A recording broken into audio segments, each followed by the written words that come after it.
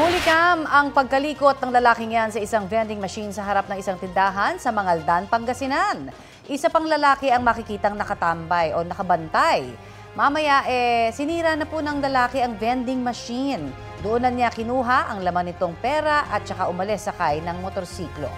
Ayon sa pulisya, humigit kumulang 2,000 piso ang natangay ng suspect. Hindi bababa sa 10,000 piso ang halaga ng nasirang vending machine. Tumanggi na magbigay ng pahayag ang may-ari ng tindahan. Sa tulong ng CCTV footage, natukoy ang mga suspect na mahaharap sa karampatang reklamo. Kinundena ng Amerika ang pag-atake ng grupong Houthi sa barkong MV Tutor sa Red Sea. Kinumpirma rin ng White House na isang tripulanting Pinoy ang nasawi sa pag-atake. The Houthis killed an innocent crew member from the Philippines and critically wounded a Sri Lankan sailor who were guilty of no crimes, who were simply doing their jobs as professional mariners. They weren't delivering arms to Israel. They weren't taking sides in the Middle East. They were just manning their posts aboard ship, trying to earn a paycheck and keep global commerce moving. Yung mga balat-balat. Sabi ni U.S. National Security Council spokesman John Kirby, ang pag-atake ng mga Houthi sa MV Tutor ay pure terrorism. Wala pang pahayag ang Department of Foreign Affairs kaugnay rito. Ayon pa sa White House, walang kaugnayan ng barko at operators nito sa giyera ng Israel at Hamas. Nobyembre pa, sinimulan ng Houthi ang mga pag-atake sa ilang barkong dumaraan sa Red Sea bilang pagkondena sa giyera ng Israel sa Gaza. Sa Pilipinas naman, sinalubong ng kanilang mga mahal sa buhay ang 21 tripulanting Pinoy sa barkong inatake ng Houthi sa Red Sea. Balitang hatid ni Sandra Aguinaldo. Sa video na ito nakuha sa loob ng MV Tutor, makikita ang isang lalaki na may hawak na baril. Ang iba, dahan-dahang tumatakbo habang nagkalat sa bridge ng barko ang mga papel at bote at nagkasira-sira ang kisame.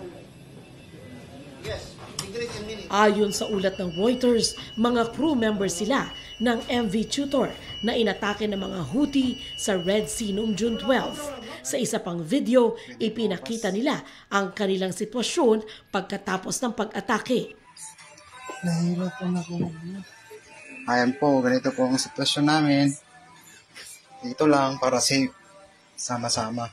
Ang iba sa kanila nakahiga na sa sahig ng barko. Parang sardinas. Parang nasa kulungan.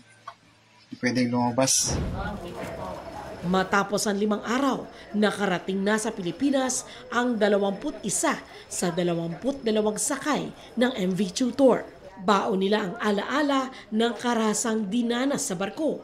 Kasama ang mga sumalubong na opisyal ng gobyerno, humarap sa media ang kapitan ng barko na si Christian Domrique. Kwento niya, gumamit ng bangkang pangisda ang mga Houthi para mapasabog ang kanilang barko na noon ay may dalang coal patungong India. Nung malapit na, dami po pala, sobrang bilis po niya, lumiko po siya, tapos sinabol kami. Pagdikit po sa barko, yun po, sumabog na po. Yun po, so, ganun po kabilis ang pangyayari. May kasama raw silang armadong security sakaling mga pirata ang makakaharap nila. Pero isa na namang pagsabog ang naganap makalipas ang ilang oras. Yung sumunod po na pagsabog is around 1300 by attack by drone naman. By drone naman sa kabilang side po ng barko. Nang magbilang daw ng tao, kulang ng isa na posible raw nasa engine room. Nasa dagat pa ang MV Tutor habang ang mga crew nito ay nailigtas ng international forces. Dinala raw sila sa barko ng Amerika. On behalf of my crew, papasalamat po ako sa kapal.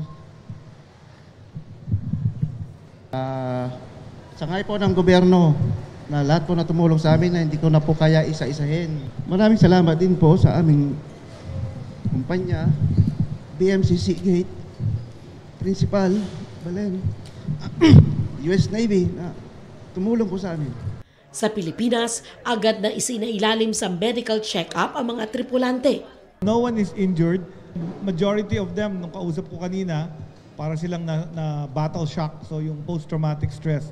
Ilan sa kanila sinalubong ng kanilang misis na ang isa raw ayaw nang pabalikin ang kanyang mister sa parehong ruta. One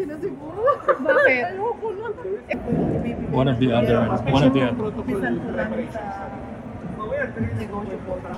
Okay na po. Masaya na po. Nauna nang sinabi ng DMW na may karapatan ng Pinoy seafarers na tumanggi sa delikadong ruta. We will meet with the maritime stakeholders this coming week to discuss this. We want to review the current policy and see how else we can make the policy stronger for the better protection of our seafarers. Kaugnay naman sa barkong True Confidence na inatake rin ng Houthi rebels sa Red Sea, natagpuan na raw ang labi ng 2 pang Pinoy na nawawala. The human remains of the two aboard the True Confidence will be sent home very, very soon. Sandra Aguinaldo, nagbabalita para sa GMA Integrated News. Naiuwi na sa Pilipinas ang labi ng 3 Pinoy na nasawi sa sunog sa isang gusali sa Kuwait nito pong June 12. Kabilang sila sa 50 namatay sa sunog doon. Sinundo ng kanilang mga kaanak ang mga labi sa cargo center ng NAIA kahapon. Samantala, binabantayan pa po ng ating embahada sa Kuwait ang sitwasyon ng 2 pang OFW na nasa ICU dahil sa insidente. Nagdesisyon namang manatili sa Kuwait ang 6 na iba pang Pinoy na apektado ng sunog. Aasikasuhin daw ng OWA ang financial assistance para sa mga nabiktimang Pinoy. Habang tututok naman sa investigasyon ang DMW lalo't posible raw na may kapabayaan sa nangyari. Huli kam sa Makati City ang pagtangay sa cellphone ng isang manager ng restaurant. Nanakaw rin ng 29,000 pesos na ipon ng biktima gamit ang banking app sa cellphone. Balitang hatid ni EJ Gomez. Pagmasdan ng lalaking nakaitim na long sleeves at naglalakad papasok sa isang restaurant sa Barangay San Antonio, Makati City. Halos kasabay niyan, nakuhanan naman sa loob ng establishmento ng ilapag ng babaeng staff ang cellphone sa ibabaw ng counter. Ang cellphone pag-aari ng kanyang manager na katabi niya sa counter. Ilang saglit lang, pumasok na ang lalaki sa restaurant. Dumiretso siya sa counter at nag-abot ng papel sa staff. Habang hawak ng lalaki ang papel, makikitang tinakpan niya ang cellphone na nasa counter. Saka nagmadaling umalis. Agad napansin ng staff na nawawala ang cellphone kaya hinabol niya ang lalaki. Ang salarin, may kasamang motorcycle rider na nakaabang na sa labas, kaya agad silang nakatakas. Nangyari ang pagnanakaw pasado alas 11 ng umaga nitong Sabado. Para lang siyang itsurang rider eh. Unang pangakala ko mag-pick up lang ng food. Nag-refuse ako, then after nun, parang nagmamadali na siya eh. Nung pagkamadali niya, may nalaglag na topper, then inas ko na agad nasan yung phone ko. 85,000 pesos daw ang halaga ng cellphone na ninakaw at 1.5 taon pa lang niyang nagagamit. Naglalaman daw ito ng 4 na bank accounts, email at iba pang personal data. Matapos lang ang 1 oras, na-detect ng biktima ang bank transfer mula sa savings account nito na nagkakahalaga ng 29,000 pesos. Napalitan din daw ang password ng kanyang email account 2 oras matapos ang pagnanakaw. Humingi ng tulong sa pulisya ang biktima. Na-track nila ang ninakaw na cellphone sa isang mall sa Pasig. Second victim ako na from Makati. Nung pinakita yung picture sa akin, na-identify ko siya yun, blonde lang yung color ng hair niya. So ganun din po yung tactics niya, nagsosolicit din, then tatakpan ng papel kung ano yung kukuhain niya. Sinalisihan po si Mabor, modus po ito ng isang salisi. Inaalam pa raw ang pagkakakilala ng lalaki at ng kasama nito. May mga picture naman na po kami. Kinalatag po natin para maging aware po lahat ng ating mga community po. EJ Gomez, nagbabalita para sa GMA Integrated News.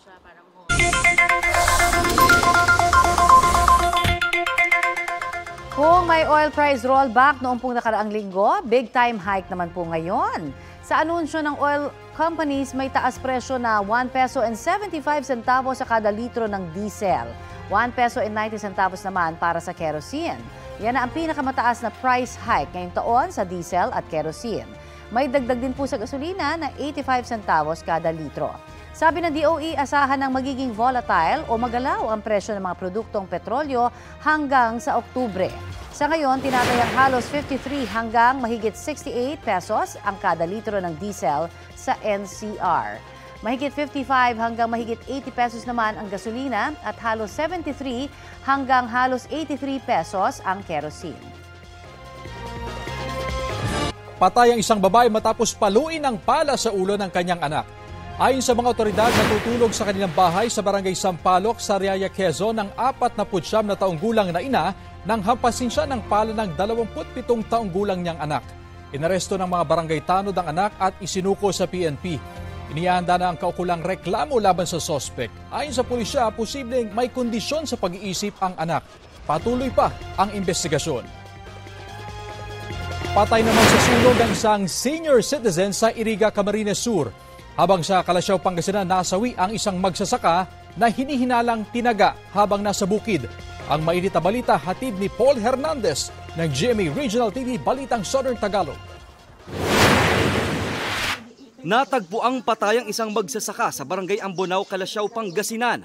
Kwento ng kanyang asawa, hindi nakauwi ang kanyang mister nang magpunta sa bukid noong Huwebes. Kinabukasan, nakita ang bangkay niya sa bukid. Sa investigasyon ng pulisya, may nakitang sugat sa ulo ang biktima na hinihinalang tinaga. Tukoy na rin daw ang motibo na may kinalaman sa personal na buhay ng biktima. Ang sakit, ma'am. Gusto ko nang hihingi ng hustisya para mahuli kung sinong pumatay sa asawa ko. May mga witnesses na rin kami na nakuhanan ng mga statement na kung saan nadidiin yung isang persons of interest namin. Nangangala pa ng mas maraming ebidensya ang pulisya bago tuluyang sampahan ng reklamo ang person of interest. Patay ang isang lalaking rider matapos sumalpok sa kasalubong na van sa highway sa Agdangan, Quezon. Ang biktima, kalahok pa man din sa isang motorcycle endurance challenge. Batay sa investigasyon, nag-counterflow ang biktima ng makasalubong van. Ligtas naman daw ang driver ng van at wala ring nadamay na iba pang sasakyan. Sinusubukang makuha ng GMA Regional TV Balitang Southern Tagalog ang panig ng pamilya ng nasawing rider pati ang driver ng van. Isang senior citizen ang nasawi matapos matrap sa nasusunog na bahay sa barangay San Roque sa Iriga, Camarines Sur. Kwento ng isa sa mga anak ng biktima, ginising pa umano ng kanilang nanay ang ibang kaanak at tenant sa nasusunog na bahay. Isa pong nangungupahan na ginising, nakita niya daw po na bumalik po si mama sa loob, tumaas pa po siya. And then hindi po namin alam kung ano yung reason kung bakit si mama bumalik. Ayon sa Iriga City BFP, posibleng dahil sa makapal na usok at lakas ng apoy kaya hindi nakalabas ang biktima. Sa ikalawang palapag ng bahay natagpuan ang labi ng senior citizen. 7 iba pang establishmento ang nadamay sa sunog. Patuloy ang investigasyon ng BFP Iriga City sa sanhi ng apoy at kabuang halaga ng pinsala. Mula sa GMA Regional TV Balitang Southern Tagalog, Paul Hernandez nagbabalita para sa GMA Integrated News. House to house o bahay-bahay na ang ginagawang pagsuyod ng mga otoridad sa Pampanga para raw paalisin sa kanilang probinsya ang mga illegal na scam hub. Balita hatid ni Jonathan Andal. Kasunod ng paggalugad sa napakalawak na Pogo Hub sa Porac, target ngayon ng mga otoridad sa Pampanga ang paghahanap sa umunoy nagsulputang mga scam farm. Mas maliliit na pugad ng panluloko ayon sa PAOK o Presidential Anti-Organized Crime Commission. Nililiitan na nila sapagkat alam nila na kapag na-raid sila ng nasa isang malaking lugar sila, ubos sila lahat. Sa halip na sa malalaking gusali, ayon sa PAOK, posibleng nasa mga condominium, apartment at bahay ang operasyon ng mga scam farm. Yung nakikita namin dyan sa Pampanga at yung nakikita namin dito sa Southern Metro Manila, actually, these are remnants of the big Pogo hubs that we have raided. Minamanmanan po namin lahat ito until such time na mabuo namin yung basis namin for search warrant. Nagsimulang magbahay-bahay ang mga LGU. Nakatakda rin silang maglabas ng resolusyong magbabawal sa mga pogo sa buong lalawigan. House to house lahat. Lalo na yung mga malalaking building nila. Kahit may yung mga 4th class, 3rd class municipality. Para masigurado na lang natin na wala nang mag-pogo sa Pampanga kahit na sa economic zone. Ang pogo sa Porac at ang pogo sa Bamban-Tarlac nakitaan ng umano'y koneksyon ni Senator Risa Hontiveros. Yan ay si Dennis Cunanan, isang dating opisyal ng gobyerno na dati nang na-convict sa Sandigan Bayan sa kasong graft and malversation of public funds kaugnay sa pork barrel scam. Sa 2 dokumentong inilabas ng senadora, nakasulat ang pangalan ni Cunanan bilang authorized representative ng Lucky South 99 Pogo sa Porac at Hong Sheng Pogo sa Bamban. Pirmado ni Cunanan ang isang liham sa PAGCOR na humihiling hiniling na bigyan ng lisensya bilang Pogo ang Lucky South 99 na nooy BPO pa lamang. 2020 ang petsa ng dalawang liham. Kasagsagan ng pandemya, sabi ni Hontiveros, nasangkot si Cunanan sa isa sa pinakamalaking korupsyon scandal sa Pilipinas. At baka aniya ang ginawa ni Cunanan sa PDAF scam ay ginawa rin niya sa mga Pogo. Sabi pa ni Hontiveros, pinapakita lang nito na may koneksyon ang dalawang Pogo sa Porac at Bamban. Si Cunanan ay dating Deputy Director General ng Technology Resource Center na sinasabing ginamit umano para mailipat ang pork barrel ng mga politiko sa mga bogus na proyekto. Iimbitahan daw ng senador si Cunanan sa susunod na pagdinig ng Senado para malinawan ang papel nito sa mga Pogo. Ayon sa PAOK, nasa matrix nila ng illegal na Pogo si Cunanan na iniimbestigahan na raw nila ngayon. Sabi ni Cunanan sa pahayag na binigay niya sa GMA Integrated News, malinis ang kanyang konsensya at handa siya makipagtulungan sa mga otoridad para matigil ang illegal na gawain ng ilang Pogo. Kinontrata raw sila bilang independent consultant ng dalawang kumpanya para makapagparehistro bilang Pogo at lahat daw dumaan sa legal na proseso. Paglilinaw ni Cunanan, hindi sila bahagi ng pagpapatakbo at mga gawain ng dalawang Pogo. Limitado lang daw ang papel ng kanilang consultancy firm sa pagpaparehistro ng dalawang kumpanya. Hindi na raw sila konektado sa dalawang Pogo ngayon.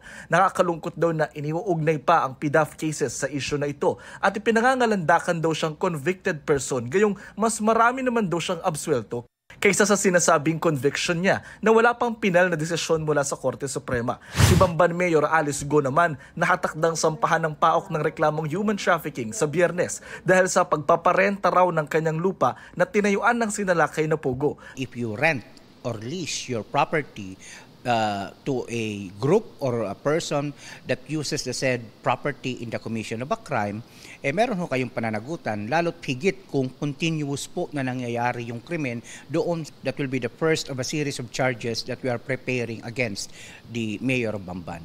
Dati nang sinabi ni Mayor Go na bago pa siya maging alkalde, ibinenta na niya ang share niya sa lupa na kinatitirikan ngayon ng Pogo sa Bamban. Jonathan Nandal, nagbabalita para sa GMA Integrated News. Nasa $2.56 billion o mahigit 150 billion pesos ang mga ipinadalang pera ng OFWs sa pamamagitan ng bangko at iba pang formal channels nito pong Abril. Batay sa datos ng Bangko Sentral ng Pilipinas, pinakamababa po yan sa loob ng 11 buwan o mula May 2023. Sa kabuuan mula sa pagpasok ng taong 2024, pumapalo na sa $10.78 billion o 632 billion pesos ang cash remittances. Mas mataas po ng 2.8% kumpara sa kaparehong panahon noong 2023. 41.1% nito ay mula sa Amerika. Kasunod ang Singapore, Saudi Arabia at Japan. Balik kulungan ng dalawang lalaki dahil sa pagnanakaw ng motorsiklo sa Quezon City. Aminado sila sa krimen. Balitang hatid ni James Agustin. Nahagip sa CCTV footage ang pagdaan ng motorsiklo na minamaneho ng isang lalaki sa bahaging ito ng Barangay Commonwealth, Quezon City. Ang kuhang yan, ilang minuto matapos palang tangayin ng lalaki ang motorsiklo. Ayon sa pulisya, agad na nakapag-report sa kanilang may-ari. Pinarada niya yung kanyang motorsiklo doon mismo sa tapat ng kanilang bahay. Din mga mag-alas 2 na gusto niya nang gamitin ito, doon niya na-discover na nawawala na pala yung kanyang motorsiklo. Sa tulong ng CCTV at isang saksi, naaresto sa follow-up operation ang 24 anyo sa suspect. Itinuro naman niya ang kasabwat, kaya inaresto rin ang 30 anyo sa suspect sa Maynila. Yung ating pangalawang suspect po siya ang taga palit ng pyesa at saka mga accessories nitong motorsiklo para maging bago sa paningin at at the same time siya rin mismo ang magsasalya nito o magbibinta nito sa murang halaga. Nabawi sa kanila ang ninakaw ng motorsiklo. Ang dalawang suspect na dati nang nakulong dahil sa kaso may kinalaman sa droga, aminado sa nagawang krimen. Dala lang pangangailangan sir dahil inaantay po yung araw na yun ng anak ko tsaka birthday ko po nun. Pangpapadala ko po sa nanay ko sana tapos panganda ko na rin sana sir. Alam mo nakaw yung motorsiklo? Opo. Oh, ano gagawin mo? Ibibenta ko po sa iba para po magkaroon lang din po ako. Ba't ka naman po kaya? Wala po akong trabaho Wala po akong pangkain. Nasampa na mga suspect ng reklamong paglaba sa New Anti-Carnapping Act. James Agustin nagbabalita para sa GMA Integrated News. Panalo ng medalya ang dalawang atletang Pinoy sa sinilihang international tournaments. Si Melvin Calano wagi ng ginto sa Malaysian Open Athletics Championships 2024. Lumaban siya sa javelin throw kung saan naibato niya ito sa layong 60.88 meters. Ang Pinay trackster naman na si Lauren Hoffman, bronze medalist sa Edmonton Athletics Invitational sa Canada. Bahagi ng World Athletics Continental Tour. Natapos niya ang women's 400-meter hurdle sa oras na 56.10 seconds. Good job, Lauren at Melvin!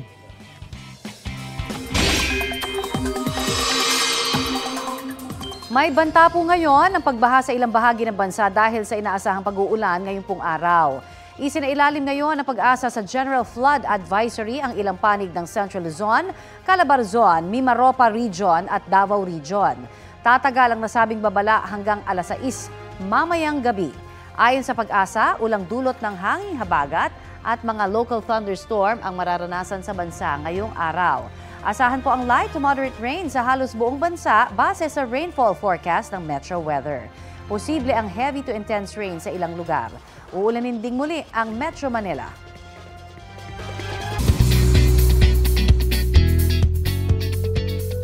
Choose kilig ngayong Tuesday, mga mare at pare. Feel na feel ang rom-com vibes ng Sparkle Love Team na Barda sa trailer ng movie nilang That Kind of Love. Kung master chef pala ang hanap mo, di sana sumali ka na lang sa competition. Hindi nakikipagtalo ka sa date mo kung luto ba yung hipon o hindi. It's prawn. Malaking hipon. Love coach extraordinaire na si Mila ang karakter ni Barbie Forteza. Isa sa mga client niya ang bachelor na si Adam, played by David Licauco. Pero ang hinahanap ni Mila na perfect match, Bikini Men, nariyan lang din sa tabi-tabi. Ang That Kind of Love ay spotlight entry at awardee sa Jinseo Arigato International Film Festival. Showing na yan sa mga sinihan nationwide simula July 10.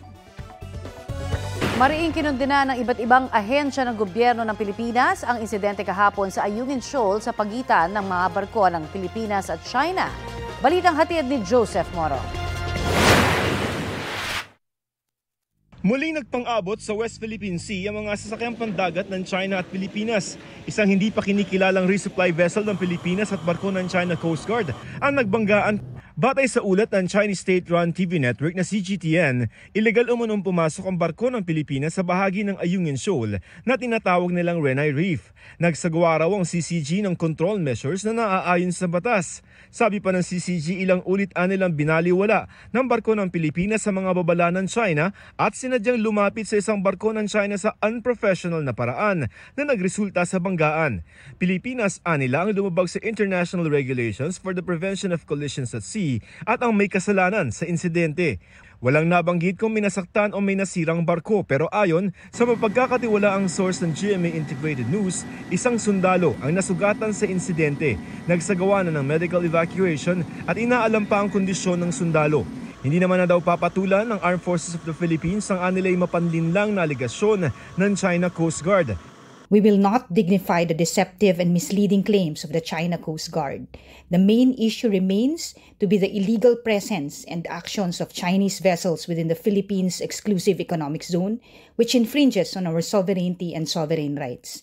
The continued aggressive actions of the CCG are escalating tensions in the region.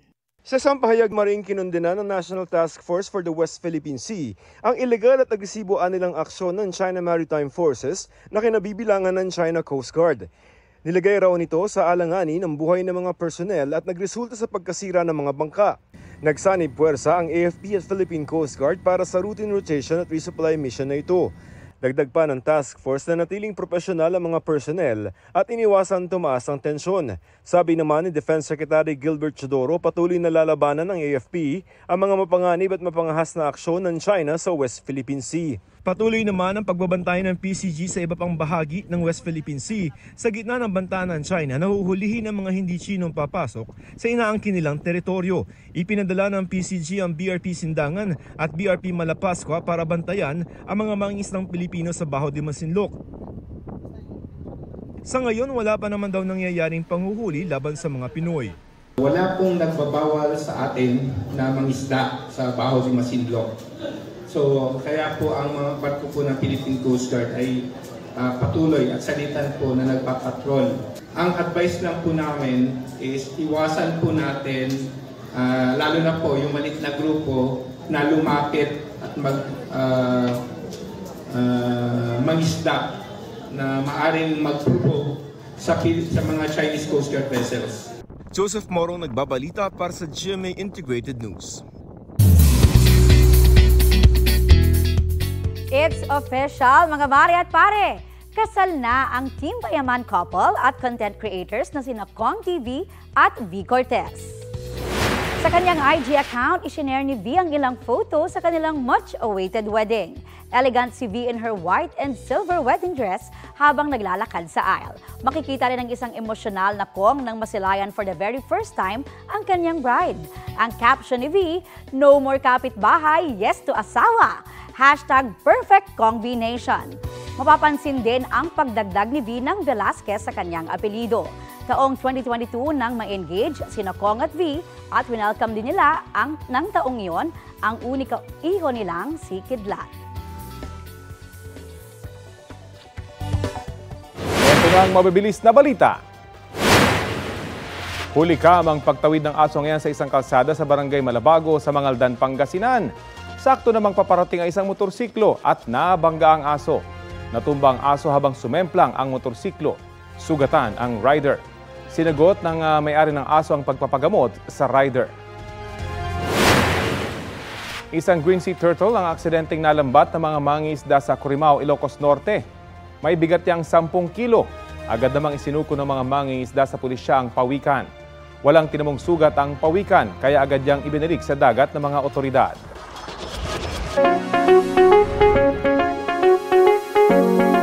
Nagbabala ang Department of Health sa kumakalat online tungkol po sa mga halamang panggamot daw sa dengue. Ayon sa DOH, hindi naman totoong nakakagaling sa dengue patients ang mga halamang tawa-tawa at bayabas, maging ang bunga ng siling labuyo. Wala pang gamot laban sa dengue. Ang mga produktong gawa po sa tawa-tawa ay aprobado ng Food and Drug Administration bilang herbal supplement at hindi pangontra dengue. Pag-iwas pa rin po sa kagat ng lamok at paglilinis ng kapaligiran ang pinakamabisang paraan para hindi magka-dengue. Paalala po ng DOH sa mga lehitimong sources lamang kumuha ng impormasyon. Patay ang 6 na 10 sakay ng isang tricycle sa General Santos City matapos sumalpok sa isang truck. Kabilang sa mga nasawi ang driver ng tricycle at 3 bata. Sugatan naman ang 4 na pasahero. Kwento ng driver ng truck, mabagal lang ang kanyang takbo. Tila nawalan daw ng kontrol ang kasalubong niyang tricycle hanggang sa umangat pa ang sidecar nito at sinakop ang linya ng truck. Nasa kustudiyan na ng Traffic Enforcement Unit ng lungsod ang driver ng truck. Patay ang isang nakamotorsiklong pulis matapos madisgrasya sa Lanao del Norte. Sa Cebu naman, huli ang 10 kabataan na sangkot sa rambol. Ang mainit na balita hatid ni Nico Sereno ng GMA Regional TV Balitang Bisdak.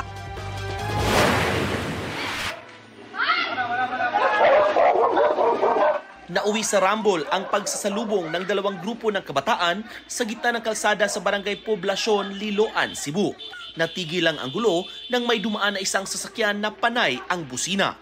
8 lalaki at 2 babae ang naaresto. 3 sa kanila ang mga menor de edad. Lumabas sa investigasyon na una nang nagkaalitan sa inuman ang mga sangkot dahil sa hindi pagkakaunawaan. Inihahanda na ang reklamong alarms and scandals laban sa mga nahuli. Patay ang isang magsasaka matapos mabangga ng SUV sa Cebu City. Batay sa investigasyon, nasa gilid ng kalsada ang biktima nang bigla siyang banggain ng SUV pati ang isang delivery rider. Inaalam pa kung nakatulog o lasing ang driver na bumangga sa mga biktima. Handa namang sagutin ng pamilya ng driver ang gastusin ng namatay na magsasaka at sugatang delivery rider. Naka-hospital arrest ang driver na sugatan din sa insidente. Nakatakda siyang sampahan ng mga reklamo. Patay ang isang pulis matapos madisgrasya sa Kulambugan, Lanao del Norte. Ayon sa investigasyon, papasok na sana sa trabaho ang biktima sakay ng motorsiklo.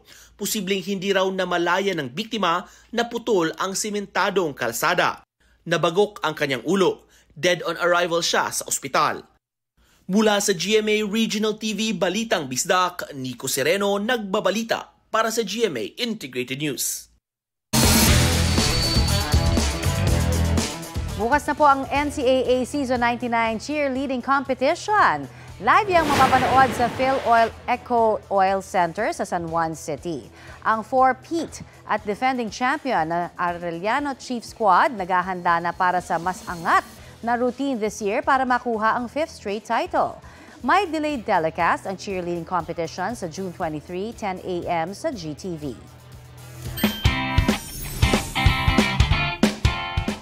Wagi ng ginto ang ilang Pinoy athletes sa ginanap na Thailand Open Track and Field Championships. Sa long jump event, panalo si Pinoy national athlete Jenry Ubas sa distansya na 7.51 meters. Nanguna naman sa 800-meter event si Bernalyn Bijoy na nakatapos sa oras na 2 minutes and 13.31 seconds. Pareho rin nakakuha ng medalya sina Frederick Ramirez at Michael Del Prado sa 400 meters event. Gold medalist si Ramirez na natapos sa loob lang ng 46.58 seconds, habang silver medalist naman si Del Prado sa oras na 46.82 seconds. Bronze naman na nakuha ng Pinoy trackster na si Hussein Lorania sa 800-meter dash sa oras na 1 minute and 54.57 seconds. Good job!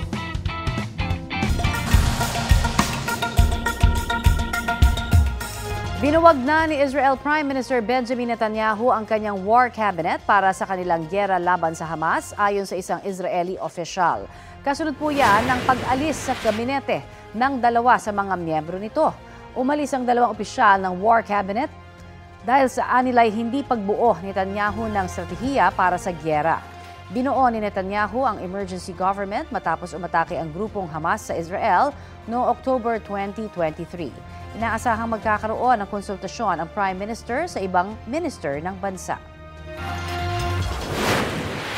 Kita sa CCTV ang pagtagilid ng isang bus habang papaliko sa kurbadang bahagi ng kalsada sa Don Salvador, Benedicto, Negros Occidental. Patay ang isa sa mahigit 30 sakay na mga teacher. Nulan din ng bus ang 5 kaanak ng mga guro. Pauwi na sana sa Bacolod City ang mga biktima galing sa team building activity sa San Carlos City. Ayon sa investigasyon ng pulisya, nagkaroon ng mechanical trouble nang hindi gumana ang preno ng bus na pagmamay-ari ng Bacolod City LGU. Walang planong magsampa ng reklamo laban sa bus driver ang naulilang pamilya ng nasawing guro. Nangako naman ng tulong sa mga biktima ang LGU. Napapasok lang na balita, nakausap na ng GMA Integrated News si DFA Undersecretary Eduardo De Vega tungkol sa pagkumpirma ng White House na nasawi ang isang tripulanting Pilipino sa inataking MV Tutor sa Red Sea. Sabi ni Yusek De Vega, hanggat hindi pa nakikita ang kanyang katawan ay hindi pa sila makapagbibigay ng kumpirmasyon. Umaasa pa rin daw silang buhay pa ang Pinoy na nawawala matapos ang pag-atake ng grupong Houthi sa barko noong Miyerkules. Sabi ng ilang military at security experts, nananatiling nasa laot ang inabandon ng MV Tutor na pinangangambahang lumubog.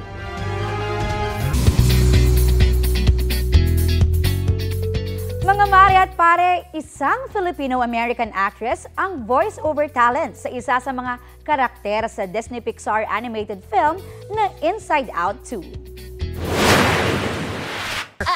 What do you mean, we? Siya si Liza Lapira, ang boses sa likod ng kinaaaliwang karakter na si Disgust. Chika ni Liza kay GMA Integrated News stringer Janet Nepales. Agad siyang nag-audition nang malamang isa siya sa mga tinitignan ng producers para sa role ni Disgust. Isa raw sa mga nagustuhan niya kay Disgust ay ang pagiging protective sa bidang si Riley. Sabi ni Liza, she loves working for Pixar and Disney. Ano naman kaya ang payo niya sa aspiring actors and actresses? Love what you do and focus on the love. If you're in it for the love, you will succeed. If you're in it for fame or money or anything else other than just the joy of doing it, you still might succeed, but it's going to be very hard. Agaw eksena ang photoshoot ng isang graduate ng Aklan State University. Sino ba naman ang hindi maaaliw sa grad pics paandar ni Mike Ross Navarrete? Buhay na buhay ang good vibe sa pakulong idinaan sa kabaong. Nagdala siya ng tunay na kabaong sa eskwelahan. Sa panayam ng Super Radio Kalibo kay Mike, inspired anya yan ng funeral business ng kanilang pamilya. Ito raw kasi ang sumuporta para makapagtapos siya sa kursong nursing.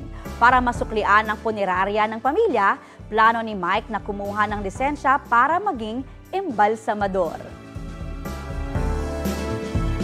Nanatiling GMA Network ang may pinakamataas na trust rating sa mga major news brands sa bansa. Sa 2024 Digital News Report ng Reuters Institute for the Study of Journalism, nakakuha po ng 72% brand trust rating ang Kapuso Network sa survey kung saan pinapili ang respondents kung anong news brands ang kanilang pinagkakatiwalaan.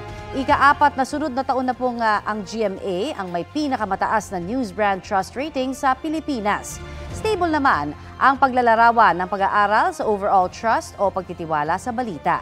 GMA News Online naman ang nakakuha ng highest weekly use na may 45%. Ginawa ang survey nitong Enero at Pebrero. Sa Pilipinas, mahigit 2,000 ang sample size ng survey. Patay ang isang magsasaka sa Maguindanao del Sur matapos makuryente sa nakalaylay na live wire. Batay sa investigasyon, pauwi galing sa palengke ang biktima sakay ng kanyang kabayo nang masagi nila ang nakalaylay na kable sa bayan ng South UP. Hindi raw napansin na biktima ang kable dahil madilim ang lugar. Namatay rin ang sinasakyan niyang kabayo.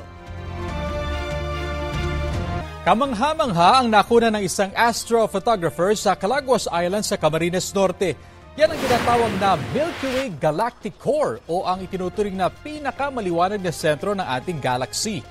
Natiepuhan niya ni John San Agustin habang nag-enjoy sa beach. Kwento niya, bilang astrophotographer, lagi niyang bitbit ang kanyang kamera para sa mga ganitong pagkakataon. Sulit daw ang pagpupuyat at paglalaan ng oras tuwing nasisilayan niya ang bahagi ng kalawakan at iba pang celestial bodies.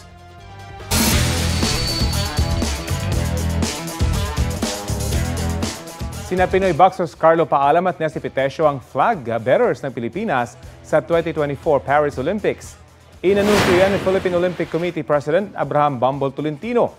Sabi niya, nakabase sa rankings ng mga atleta noong 2020 Tokyo Olympics ang kanilang desisyon. Nakakuha kasi ng silver medal sina Paalam at Pitesio noon. Sa Biyernes naman, June 21, nakataktang magkaroon ng send-off ceremony sa Intramuros sa Manila para sa mga Pinoy athlete na lalaban sa Olympics. Sa ngayon, 15 atletang Pinoy ang kumpirmadong lalaban sa Paris Olympics ayon sa Philippine Olympic Committee.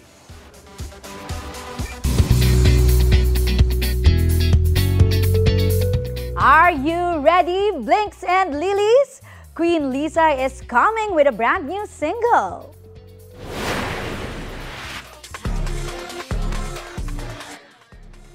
Sa kanyang TikTok account, shinare ng Blackpink rapper and dancer ang kanyang chic and stylish OOTD. Kapansin-pansin din ang stunning aura ni Lisa.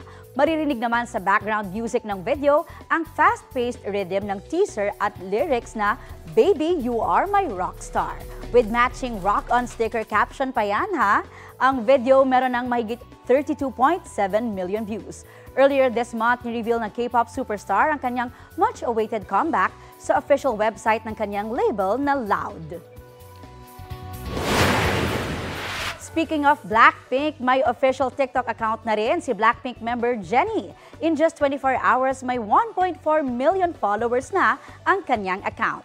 Si Jennie ang ikatlong Blackpink member na nagbukas ng TikTok account, kasunod ni na Rosie at Lisa.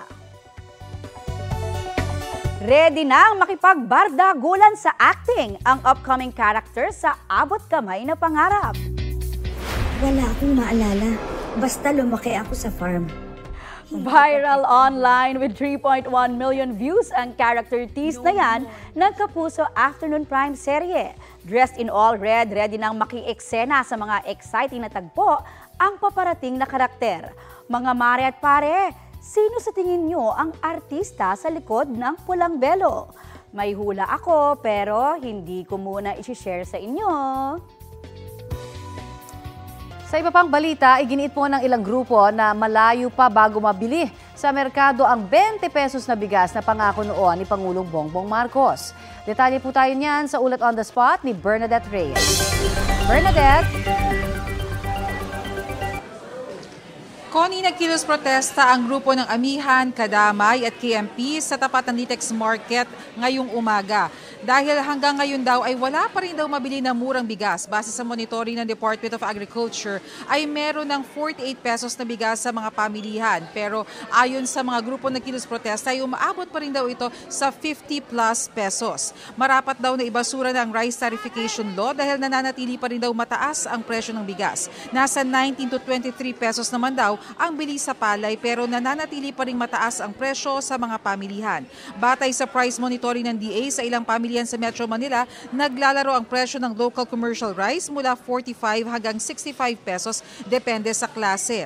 Ayon kay ASEC Unicols Manalo ng Department of Agriculture ay ang mga interventions na ginagawa nila yung pagpapalawak ng mga taniman at paghahanap ng mga lugar kung saan pa maaari magtanim ng mga alternatibo sa bigas para manatiling productive ang mga areas na pwedeng pagtaniman ng mga magsasaka. Connie? Maraming salamat, Bernadette Reyes.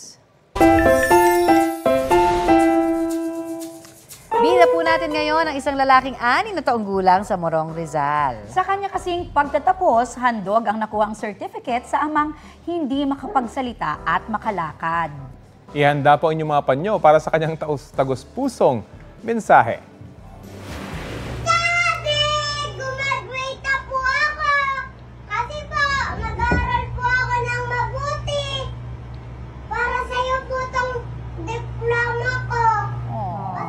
Para kay tatay, ang diploma, yan po ang dedication ng kindergraduate na si Gabgab sa kanyang daddy Jepoy. Ramdam sa mga mata ng ama ang matinding emosyon. Kwento ni Mommy Judeline, dating lineman, ang maarugang padre de pamilya pero naaksidente siya. Kaya musmus man, todo alaga si Gabgab sa kanyang ama.